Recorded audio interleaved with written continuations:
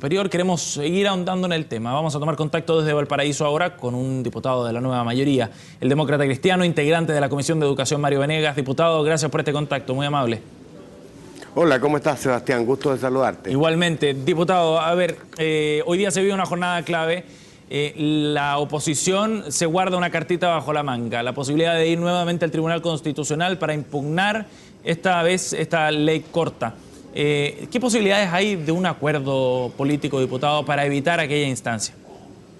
Quiero comentarte, Sebastián, que en las horas previas y los días previos a la reunión de Hacienda, la primera, acá en la Cámara de Diputados, había conversaciones y hubo acuerdo entre el gobierno y los diputados de oposición. Se construyó ese acuerdo que votaron unánimemente en la Comisión de Hacienda, recordarás tú, nuestros colegas de la oposición. Extrañamente, al día siguiente, cuando el Ejecutivo introduce indicaciones para hacer más claro, ¿no es cierto?, un texto de lo ya aprobado en la Comisión de Hacienda, comenzaron a retroceder, creo que en una situación media táctica que no comprendemos, porque ¿a qué le atribuye usted, diputado? Bueno, yo creo que esta es mi personal impresión, es que ellos no se dan cuenta que cometieron un error, en cuanto que tienen que pagar el costo de que con su presentación al Tribunal Constitucional, lejos de, como decía Belolio, aumentar el número de alumnos beneficiados, disminuyó. Porque quedaron fuera, por ejemplo, todos los alumnos de los IP. El DUOC no puede en este nuevo, ¿no es cierto?, escenario promovido por el fallo del Tribunal Constitucional, no quedó como beneficiario de la gratuidad. Pero, diputado, ¿sí? ¿Por qué? Aclaremos ese punto, porque las interpretaciones son distintas, distintas al menos a la del diputado Kast, que estuvo acá en el estudio esta mañana. ¿Por qué no integraron a los CFT y a los institutos profesionales? ¿Solo por falta de recursos? Lo primero es que había una cantidad, nunca los recursos fueron infinitos, como estaban acotados, 536.000 millones, ¿no es cierto?, que son lo que se aprobó en la ley de presupuesto a través de la glosa respectiva. Sí. Eso permitía llegar hasta el 50%, esa fue la decisión del gobierno. Recuerde que en el programa de gobierno la meta es alcanzar hasta el 70% de las familias más vulnerables durante el gobierno, para ir avanzando gradualmente hasta llegar a la gratuidad total, que alcance a todos. Bueno, el gobierno resolvió en esta primera etapa, que no es la definitiva, que no es el régimen permanente, sino que un adelanto, ¿no es cierto?, vía presupuesto, adelantar eso para un universo acotado, 200.000 y fracción 202.000 se calculaba. Ahora con el proyecto al caerse las IP, ¿por qué se cayeron? Porque básicamente, ¿no es cierto?, los requisitos que se colocaban inicialmente, que era estar constituido como organizaciones sin fines de lucro, era pocos los que lo cumplían. Este ha sido una piedra angular del discurso de algunos de nosotros, algunos no lo compartirán, pero esencial, recorre toda nuestra proposición en educación, en que en educación no se puede lucrar. Además, en el caso de las universidades, esto es un imperativo de la ley, vigente desde los 80. En los IP y en los CFT sí se permite lucrar, pero nosotros decimos, vamos a migrar a un sistema en donde efectivamente estén organizadas como corporaciones o fundaciones sin fines de lucro. Eso es el esencia. Y como el fallo del TC obliga a que no se puede discriminar por otra cosa que no sea, ¿no es cierto?, una cuestión que sea atingente estrictamente al alumno, es decir, que no haya elementos exógenos, y bueno, no se pudo avanzar, porque si se avanzaba entonces, claro, entraban otras instituciones y la cantidad de recursos necesarias para otorgar el beneficio aumentaba. Entonces pasamos de 202.000 aproximadamente a que ahora acceden a la gratuidad 180.000. Sí. Y 140.000, ¿no es cierto?, se van a beneficiar por la vía de las becas mejoradas. Sí. Beca Milenio 1, Beca Milenio 2, que llega a 850.000, y Beca Milenio 3, que es la reforzada, que es esta que se entrega a aquellas universidades, IPSFT, que además cumplan con la condición de tener a lo menos 4 años de acreditación. Ellos van a recibir 900.000 pesos. Diputado.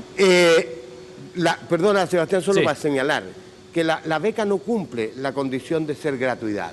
La beca puede ser una parte de la gratuidad, pero no es la gratuidad como la concebimos, porque tiene dos componentes. Uno, que requiere unos ciertos requisitos mínimos, promedio 5.0 a lo menos. Sí. ¿Ya? Y eso no lo cumplen todos los muchachos vulnerables. Y además tener la condición de estar entre la familia de hasta el quinto decil. Bueno, no cubre todo necesariamente el arancel, de tal manera que debiera haber algún tipo de copago. Por esa razón decimos que no es el mecanismo, ayuda, sin duda, para los CFT y EP, pero nosotros teníamos la voluntad de haber avanzado, ¿no es cierto?, en ese ámbito, y con la presentación ante el tribunal y el fallo, bueno, no se pudo alcanzar ese objetivo. Diputado, la posibilidad de ir al Tribunal Constitucional nuevamente está sobre la mesa.